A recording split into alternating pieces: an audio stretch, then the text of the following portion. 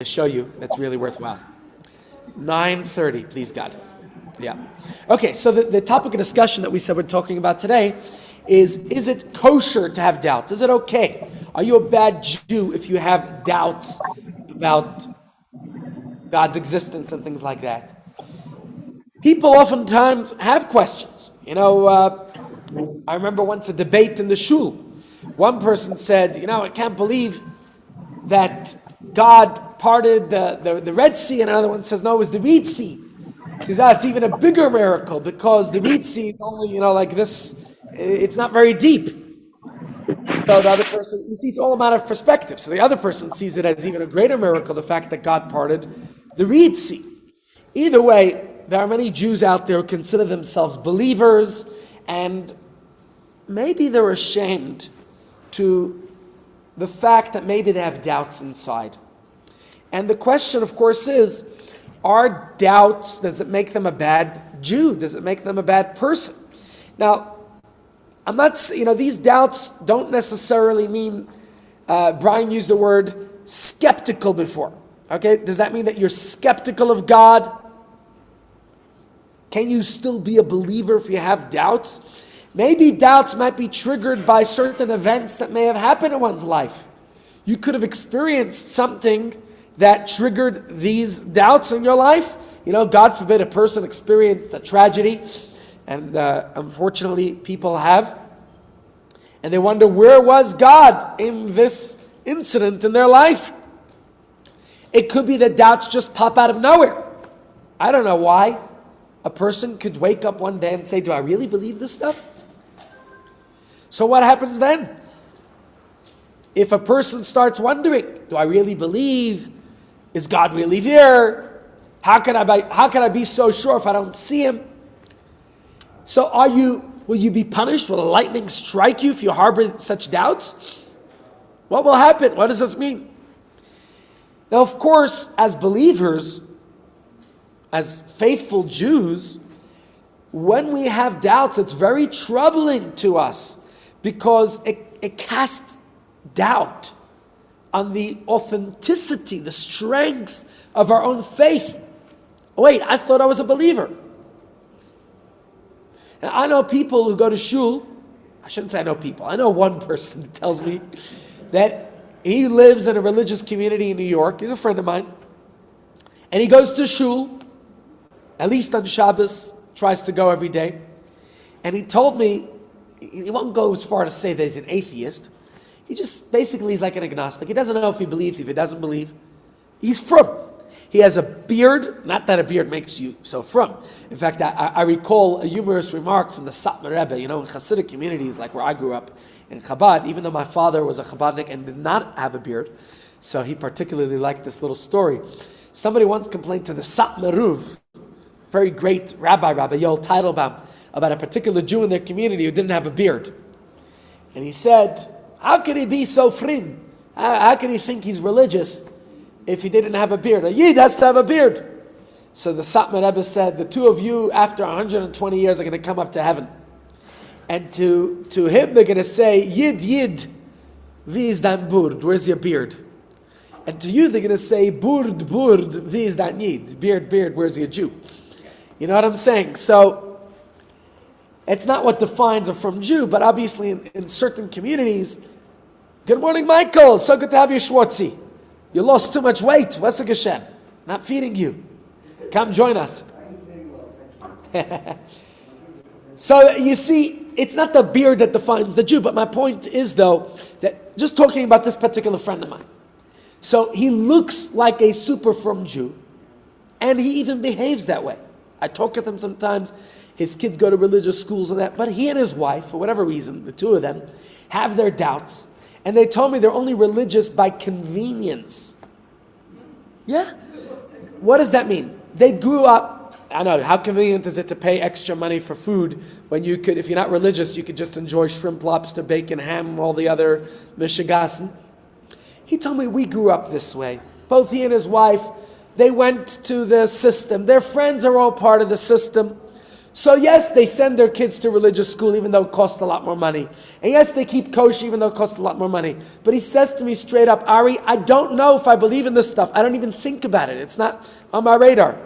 I do it because this is what is convenient, meaning it's convenient because that's his friendship. He said, I'm going to start a new life now, look for new friends.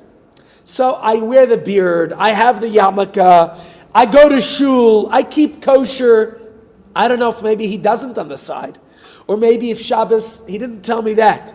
He just said, it's convenient and it's enjoyable. He says on a Friday night, he has lots of friends over for a Shabbos meal. Not because he's religiously convinced that he has to observe Shabbos, but because this is what he enjoys. He enjoys having his friends over for a Shabbos dinner. You see what I'm saying? It's socially convenient. Very good. So now, if this friend of mine, because maybe he has doubts, and to tell you the truth, he's told me he doesn't even think about it. He doesn't know if he has doubts. He says, I'm not a religious person by conviction, just by convenience. But now, let's say he were to think about the doubts. Is that, pardon? I'm sure there was lots of doubt during the Shah. And I'm sure, listen, present company excluded, but no, let's make present company included. If you have doubts, does that make you a bad Jew? If my friend has his doubts and he's not sure, and I actually said to him that I think those doubts strengthen his faith. In fact, in a recent conversation with this friend of mine, he was telling me how he was disappointed by one of his kids' behaviors. And I asked him, hold on a second, if you're so irreligious inside, why does it disappoint you? And he said, just because this is the way we are. This is what we do. So here's this guy who's not even sure if he believes or if he's religious, but he's disturbed when his child behaves somehow incongruent with the religious behavior. You see what I'm saying? So with this guy, I have no doubt that inside there's that pintaliyah that says, we don't believe, but we still do it. But maybe he does believe. And what I ask him is, to think about it. Is there something wrong with his faith just because he has doubts, just because he's not sure? Absolutely not, right? You would think a person who has faith, his faith should be completely, free of doubt. And in fact, maybe one wonders, what does it say about me? Good morning, Miriam. How are you? Where's Mike? I thought he was coming with you. We got to see him. That's what you said. Hello, Mark. No, where is he? A different Mike. That Michael. That's the Michael I said hello to. Oh, I thought you were going Mike Levy. Okay. Okay. All right, so the frage, my friends, is, does it make him, my dear friend, who I like to be in touch with, does it make him a bad Jew in any way, shape, or form just because he harbors these feelings? Good. I'm glad that he's not a bad Jew because he's a good friend of mine. And I wouldn't want my friend to be a bad Jew. So now the force of doubt, the wrench that it throws us, what does that do? For some people, it's that voice in the back of their head that crops up here and there and says, I wonder. Okay? But it could be very frustrating when we're fraught with those doubts, yes. But does that rock the foundation of our belief? Does that mean if I have doubts, I don't believe? Take my friend as an example. He still observes Shabbos and all these things, even though he tells me he doesn't believe.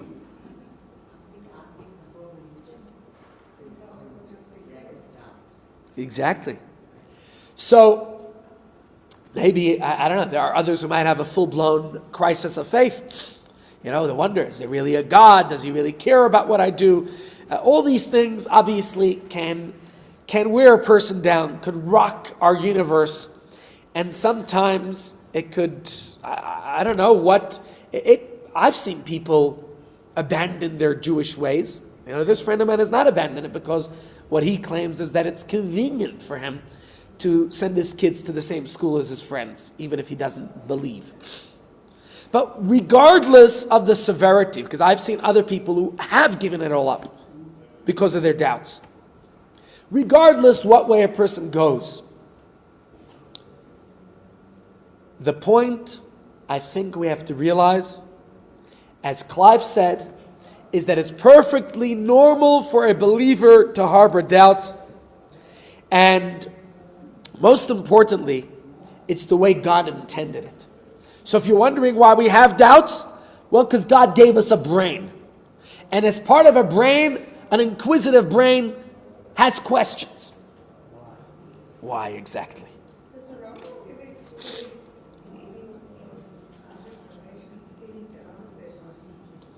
I haven't seen any doubt in Rambam, but no doubt Rambam himself was a philosopher, and he himself was part of the school of Chakira. Chakira means investigative, and I have no doubt that how do you like that? I have no doubt that, I do have doubt, but I have no doubt that Rambam had questions. He was a wise person. And he even gave us the 13 fundamental principles of Jewish faith. Yeah. Rambam, God to the Perplexed, chapter 3, Yeah. says that if you really want to understand your religion, you should study astronomy and physics. So obviously he had doubts, and obviously he studied those subjects. It seems like astronomy and physics were the answers to his questions, right? Maybe when you come to this realization that everything we're questioning, obviously there's somebody up there, somebody out there, right? So you're not a bad Jew if you have doubts. And in fact, you're a perfectly good Jew. The key point is to always keep front and center that the doubts, no matter how questioning they are of our faith, we could see them perhaps as outside voices that are thrown our way simply to test our resolve, to make us stronger. That those doubts actually strengthen our belief. And the best way that we could deal with these doubts is not to concede to them. I don't have to say, let's think, what's the way to deal with doubts? Because that's, I'm sure, an important question that people wonder. How could a believer harbor doubts, right? And the answer, in a nutshell, is that all things being considered, a believer shouldn't have doubts, because after all, if you're a believer, right? If the soul really does see God, which we said, then it doesn't make any sense that you would doubt God, right? Do you doubt that you're alive?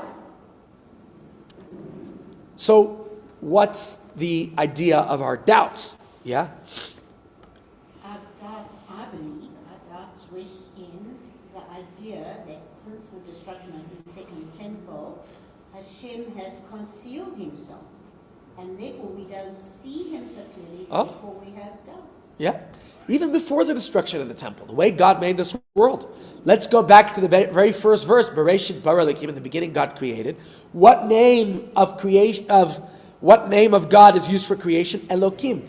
Elokim is God's name that has a gematria numerical value of hateva, nature, camouflages God's presence, right? So we understand that God is camouflaged within nature. God didn't create a perfect world. Nowhere does it say that. God placed us, a soul inside a body, in a world that is teeming with darkness. And there are always curveballs that are somehow challenging our beliefs. And that's the way God made it. It's hardwired in our DNA, the way God made us. And that's most likely the way God wants it, if God created the world this way, right? God wants that we should be tempted with alternatives, because as we discussed previously, that's the meaning of free choice, right? Free choice means that you have a choice of one way or the other, to live or to be evil. Remember? Read it one way, backward or forward.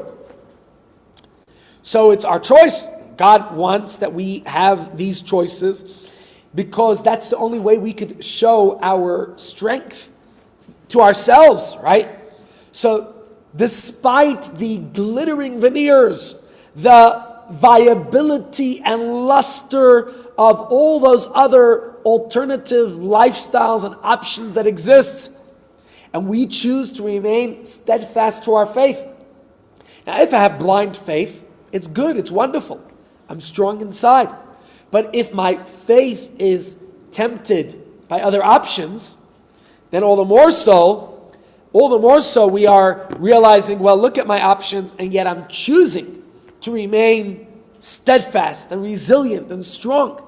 So yes, God gives us all types of options, and God unleashes forces of darkness on earth and inside each and every single one of us. But for what reason? We have a Yetzer Hara, right? An evil inclination. What's it for? Why do we have that evil inclination? Why are there forces of darkness and evil that exist out there? God created them. God created them for the purpose of us to strengthen our choices, our faith, our beliefs. So those doubts perhaps come from the evil inclination, the Yetzer Hara, which God himself created and planted inside of us. But those strengthen our resolve and our faith. And maybe after you overcome one hurdle, maybe there'll be another hurdle, another challenge. So that's the basic premise and point that we're discussing.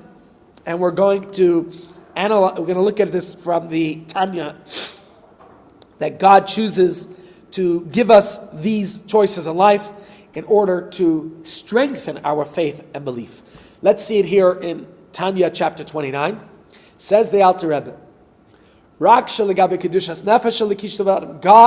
gave what's called the Sitra Achara. You know what the Sitra Achara means? Right? The other side. For what reason, for what purpose? God gave it permission and power to oppose the holiness of the godly soul. For what reason? So as to inspire us, lehisgaber aleha, to overcome it. Okay?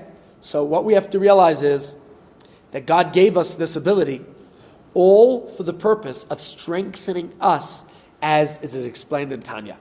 So even though it makes no sense for darkness to encroach on light while the light is shining, but do clouds come during a perfectly sunny day? This morning, the sun was shining. I think it's back out again. But before, while the sun was shining, the clouds came out, right? There you go.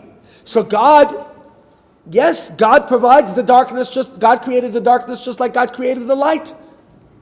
And we have to realize that when the doubts come in our life, it might not make sense that a believer should harbor doubts. But once you see the truth, we should be immune to doubts, seemingly. No? Oh, exactly. God tested Abraham's resolve. And each one of us, just like Abraham and Sarah, get tested. God gave us our Yetzer Hara. Call it, what did Brian call it before? The skeptic. The inner skeptic. So Brian, do you have a skeptic in you? No, we all have. Sometimes we get cynical. God gave us that inner skeptic, our Yetzer Hara. God gave it permission to do what seemingly is impossible. To raise these doubts, to question our faith. But remember, it's all from God. So that we realize whatever struggles, challenges, questions, doubts that we have, they say nothing about what we really believe. Right? I am who I am. A Jew has these beliefs. I have my neshama, my soul, and my soul deep inside believes passionately in one creator of heaven and earth. Oh, but I have doubts. Hold on a second. So what? That's just because God rigged the game in such a way that there are external voices that come along and try to test my resolve and challenge me. But I know the truth of who I really am. I know that belief is there. So yes, doubts exist. There's a story that comes to mind of a chassid that complained to the Tzemach Tzedek, the third Lubavitcher Rebbe, Rabbi Menachem Mendel Schneerson. And he said, I have all these doubts. What should I do, Rebbe? So the Rebbe asks him, why does it matter that you have doubts? He said, but Rebbe, I'm a Jew, right? So good, the Rebbe said. If so, it's all good. It's not good. It's good that you're proud that you're a Jew. You're even questioning your doubts because as a Jew you think you shouldn't have doubts. True. I think what the Rebbe was saying to him was that if that's how you feel, and you're hurt that you have questions because you say I'm a Jew and a Jew shouldn't have questions, you know what? You have doubts because God placed them in there, in you. God gave you an evil inclination. God gave you that inner cynic, that inner skeptic inside you. And that's part of who you are. And you will overcome those doubts. No doubt. So this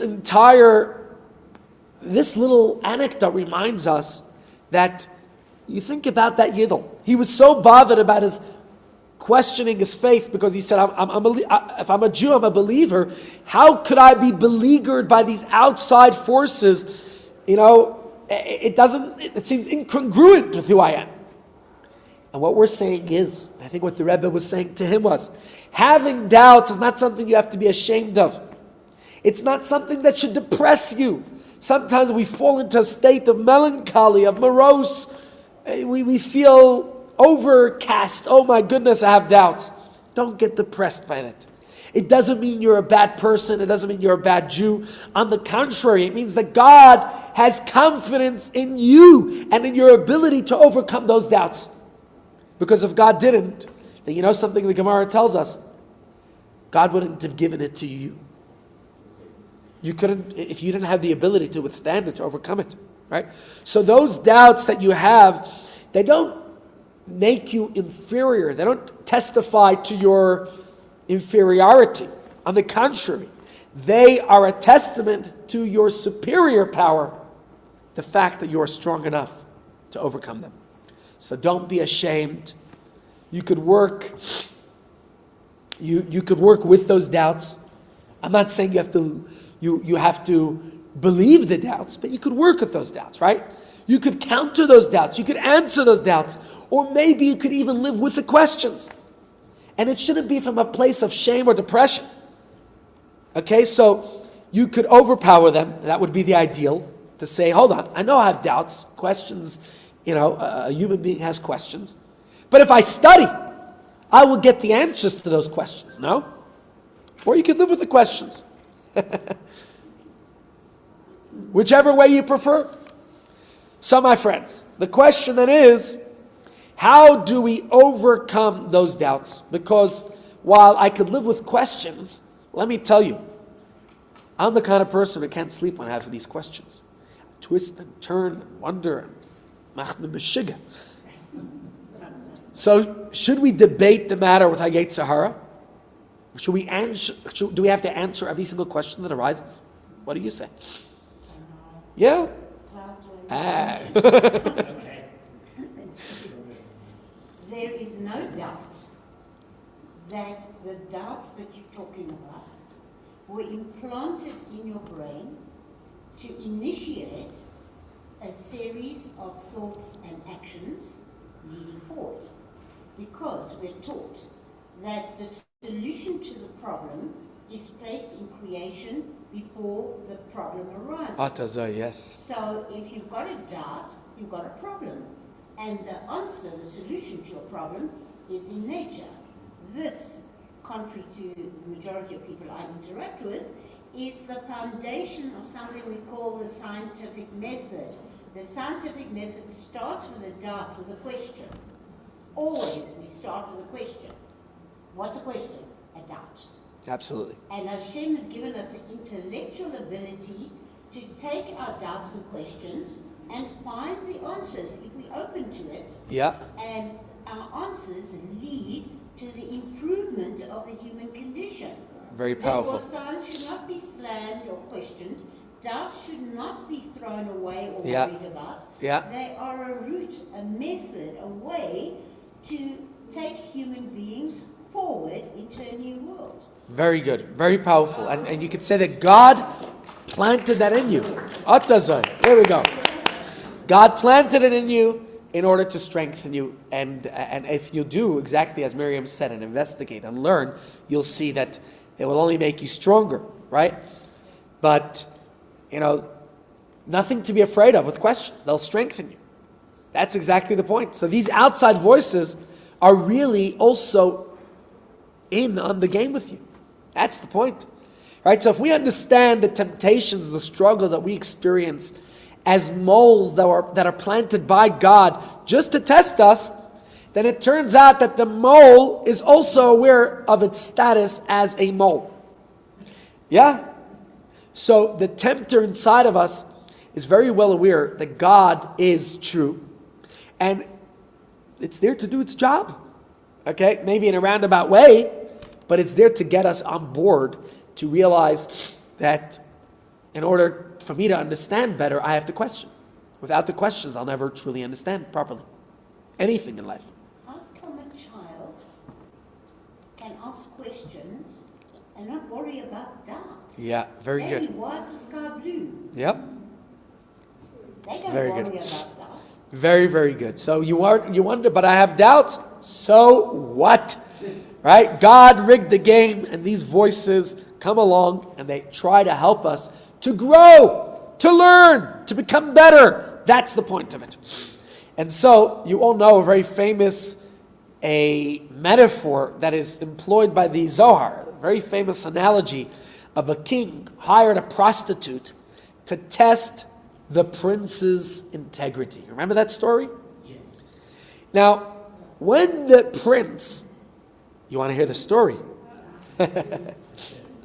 I don't want to elaborate on the story in too much detail, but the Zohar basically says that it's a metaphor. It's not necessarily a true story that ever happened, but that this king wanted to test the resolve, the integrity of his son, the prince. So the king hired a harlot to try to seduce him. And she tries with all types of shtick, right? Now, when the prince refuses her wiles, her temptations, her seductions, the king is going to pay her because she is employed by the king to bring out the best in his son. Now, will the king be disappointed if his son concedes, capitulates to her advances? The king will be disappointed, right? Of course. Will the king be happy if the harlot doesn't try her best to seduce him? Should the harlot say, well, I know that the truth is the king does not want his son to sleep with me, so therefore I shouldn't even try. She'll be fired. She's not doing her job. So she's getting paid by the king handsomely for trying to seduce the son. But the son will only prove his integrity if he doesn't give in to her advances. You understand? So she is representative of the Yetzer Hara in this analogy. God implanted an evil inclination in each of us, right? And let me ask you, if the prince would argue with the prostitute that she is wrong to seduce him, how dare she? Should she not? Should she be deterred? Of course not. She knows it's wrong for the prince to succumb to her, right? But she's also loyal to the king, right? She was hired by the king to be seductive. So we understand from this analogy that our animal soul, our Yetzer Hara, our inclination is part of our minds, and that's where the doubts are coming from. It's like the prostitute within us. That voice of skepticism, that voice that gets, you know what I'm saying? What's the other word I was looking for? Not skeptical or you know what I mean, right? So that voice inside of us is part of it, just like the good inclinations planted by God. So is the skeptical voice, the Yetzer Hara. It also believes in God and knows all the arguments. It raises these doubts because God wants to test the best in us. That's why. So there's no point in arguing with these doubts or really getting caught into them. Right? So having doubts is God's confidence in your ability to overcome those doubts. And that's a testament to your ability, to your power to counter them from a place of strength, of empowerment.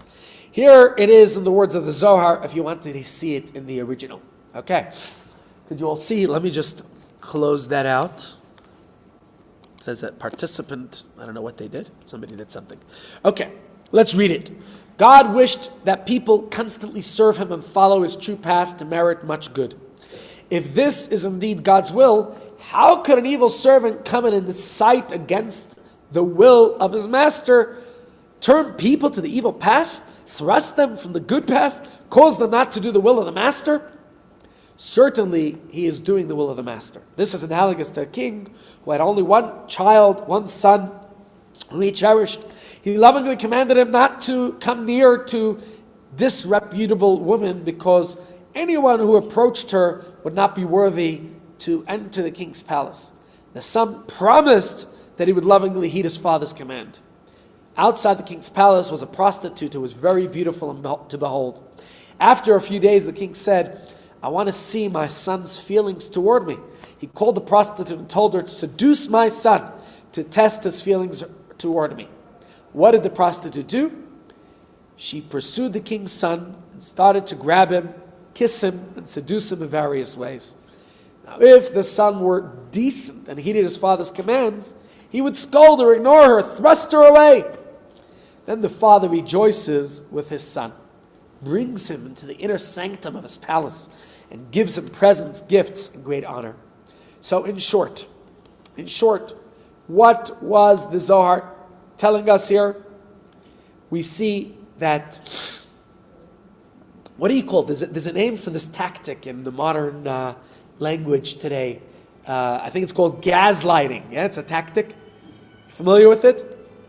Gaslighting is a form of psychological manipulation in which the abuser attempts to sow self-doubt and confusion within the victim's mind. And gaslighters are looking to gain power, control over the other person. They want to distort reality, right? To question their own judgment and intuition. I find that a form of manipulation. I've seen it more than once, right? It's abusive. Now, for example, a responsible and capable person is confident that they always shut the lights when they leave the house, right? But unfortunately, a typical example they give is that their partner consistently tells them that they don't. So the more abusive party repeatedly insists that their partner is irresponsible, always leave the lights on, and the victimized partner begins to doubt their own sanity. What's going on? So what's the best thing to do in this case? How do you deal with a gaslighter? How do you deal with a gaslighter? Do you start convincing them, arguing with them, debating with them, saying, look, I really did shut the lights? You start giving pictures, look at my camera, I show you. Start giving stamp dates and everything. Now, we know that in such cases, anyone will say that to argue with the gaslighter is not only would it be futile, it would be dangerous. They're abusive. The more you engage, the more you stand to lose. So what's the best thing to do in such an instance? To ignore them completely. And if you ignore them, then it will automatically dissipate like darkness before light. You stop accepting the abuse. I remember there was a certain individual who used to like calling me 2 o'clock in the morning, 3 o'clock in the morning, 4 o'clock in the morning, make me meshigan. Even promised all types of donations for the psychological help I was giving him in the middle of the night. And eventually my wife said, this has to stop. This guy's, right? What do you do? How do you stop this guy? And eventually the way I stopped him was, I started ignoring him. Stopped dealing with him. Because such abusive people need to know that this game is over. We're not going to deal with them. We're not going to engage with them. You have to show them. You have to slam the door in their face and hit them hard on the way out. Because they just don't get it. And I think this idea is something that's explained in Tanya that I want to share with you. We'll read this text and then I'll take all questions. You know, in the States you get these telemarketers. They always call you, they're trying to entice you in some type of scam or another, right? What do you do with them? You argue with them, you debate with them, you prove to them that it's a scam. Does that help? They know it's a scam, you know it's a scam. So the only thing you can do with those types of people is hang up the phone, and if they keep pestering you, you need to do what? Block them. Yeah. You have to just eliminate them, block their calls, whatever it takes. And in a sense, I think sometimes, the Alter Rebbe is telling us here in Tanya, is that if you get these badgering, pestering doubts and thoughts and questions, sometimes the question is there for you to be inquisitive and inquire and learn. Sometimes you just have to block it out. That's the kind of tactic you have to use when those doubts come into your mind. Let's read it in the Alter Rebbe's words, and then we'll engage in questions. So he says, growing angry with your animal soul, your evil inclination, and thunder against it indignantly. What did I say? Indignantly. Thank you for that. In your mind. How long will you hide God's infinite light from me, denying the self-evident truth? Says the Alter Rebbe, this will help your godly soul see the truth of God's endless unity with the clarity of sensory vision, and not just by the power of deduction and logic. For the Jewish people are believers, children of believers, and the point the Alter Rebbe is making to us here is that doubts are like shadows, right? They seem larger than life, but they have no substance. They form only when darkness and light intermingle.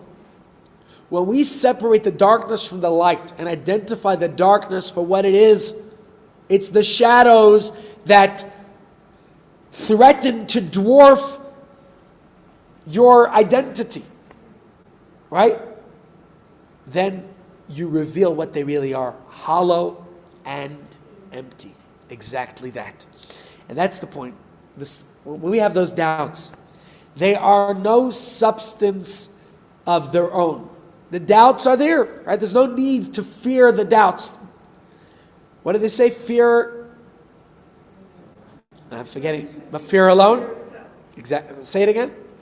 You have nothing to fear but fear yourself, but fear itself. Exactly. You have nothing to fear but fear itself. That's exactly the point. All you need to do is identify it, recognize that it's darkness, and let it get away from you. Right? Tell it to stop getting in the way of your faith, and it will scatter. So, yes, it might crop up again. And then, you know what to do, right? Eliminate it. So I believe there's two types of fear that comes. There could be a skepticism, and that skepticism requires you to analyze where is it coming from, what's it about, what could you do. Maybe it's there to strengthen your resolve, your belief, your faith. But then there's also a cynicism. I think that's the difference. I'm not speaking authoritatively. I'm not quoting anybody when I say this. This is not from Tanya.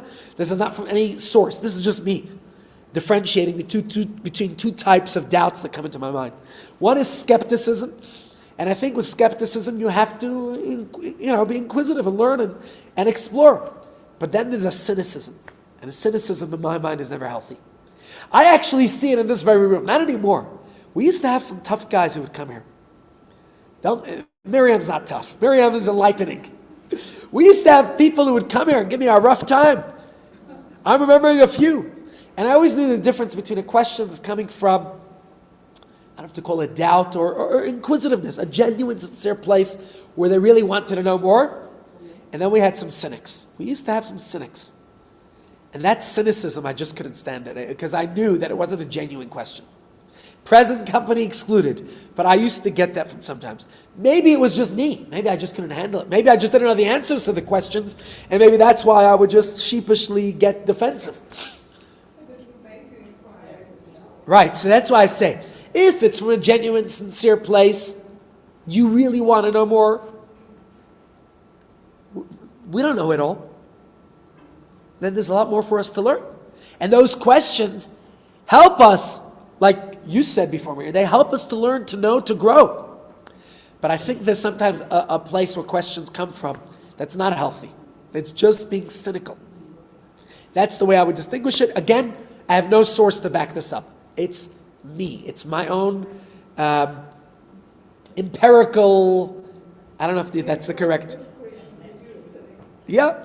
So the point I'm saying, and I'll open the floor now, is that we have to know how to deal with these situations when they do come up, and swat them away like the irrelevant nuisance that they are, right? Strike them out. Stick to your truth.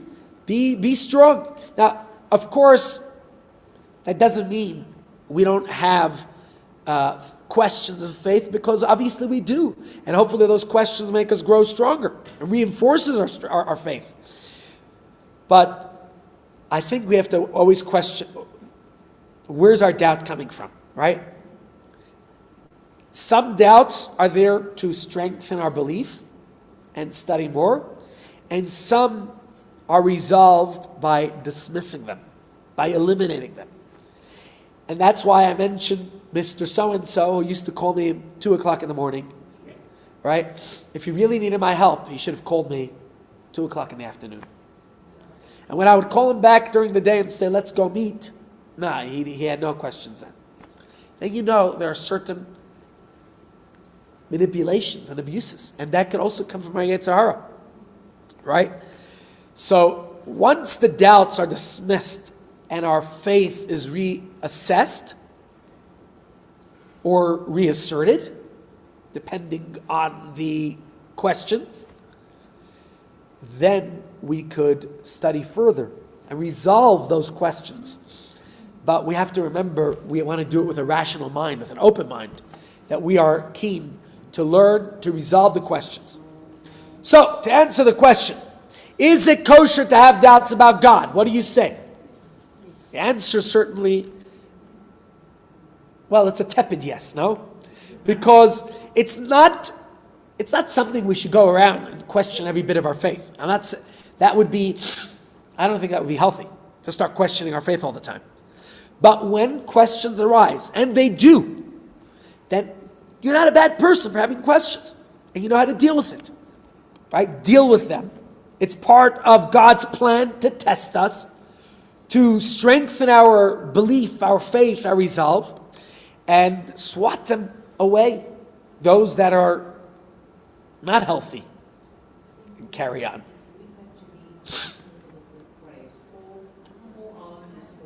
Yeah, absolutely. That's why the more you study, the more you know, and the more you are able to deal with these questions that arise. Okay. Miriam, you waited so patiently. Sorry. Oh, no, I just had a joke. Oh, let's hear. I now have great insight as to why we are subjected to Aish.com. Let's hear.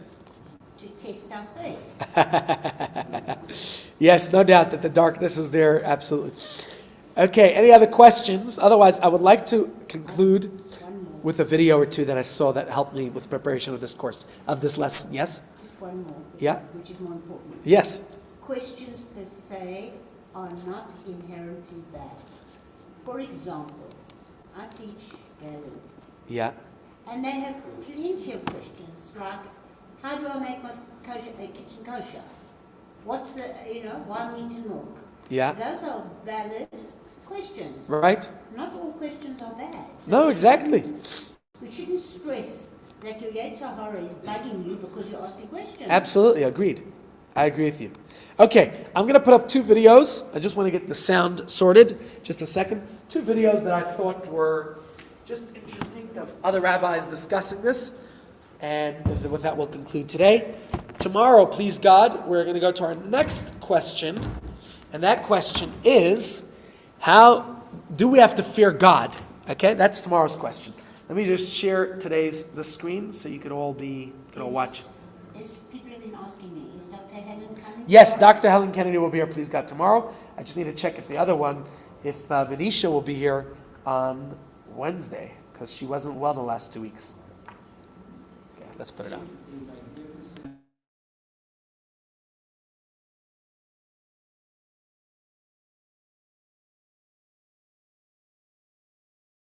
$10, maybe $100, perhaps even $1,000 if it's very unique. Imagine if your friend, the artist, took this picture and drew a painting of this very same picture. Your picture is precise. It is perfect. That's the key word. It's perfect. The painting will never, ever be perfect. And you know that the painting won't sell for less than $1,000, and depending on how skilled your friend is, they can sell upwards of millions of dollars. Why is that? Because it reveals to us a very telling truth. And that telling truth is that we do not seek perfection. Many people get lost in this thing of seeking perfection. We're not seeking perfection. We're actually seeking integration and development. That's what we're seeking. Development of a person. Taking a skill that is raw and honing it and doing your very best with it. When God created the world, why did he create the world? Why did he need all of us here?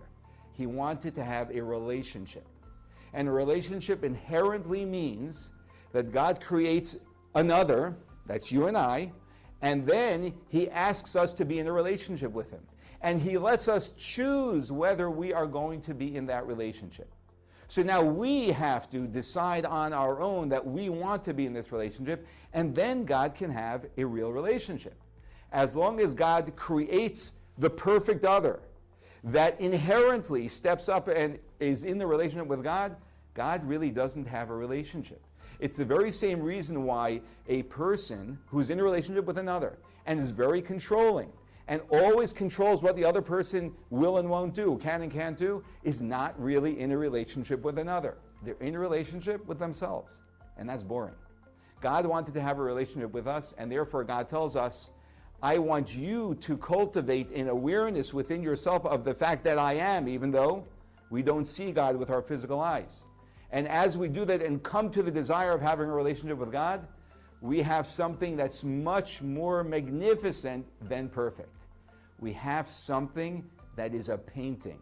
It's where a person shows up and develops themselves to the point that they want to be in this enriching relationship. And so God could have created us as perfect beings. That would have served nothing. To serve the purpose, God gave us free choice. We step up, and something magnificent takes place. If you like that video, hit the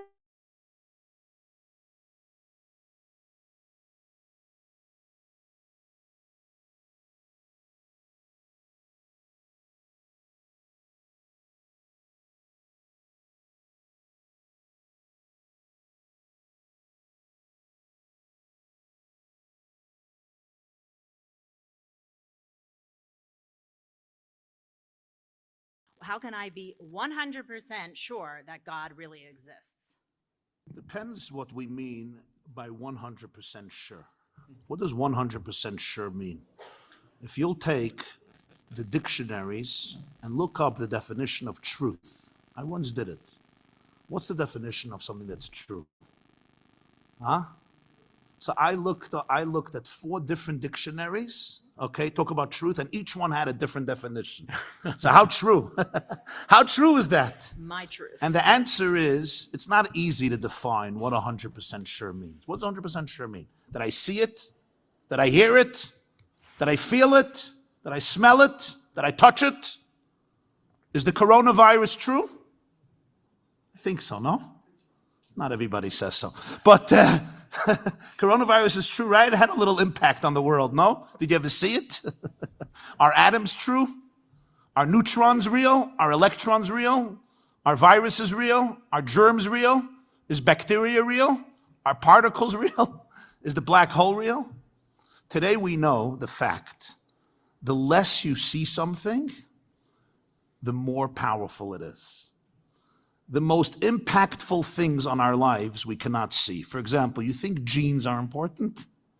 You think your DNA is important? You think your atoms are important? Your cells are important? Your neurons are important? Your nerve cells are important? Well, you can't see them. Electricity, pretty important, you can't see it. So what does 100% sure mean? If 100% sure means, can I touch it and see it with my eyes? In a laboratory, we can't see God. But there was a very famous French astronomer who once said, I developed the best telescope and I looked all over the cosmos and I could not find God.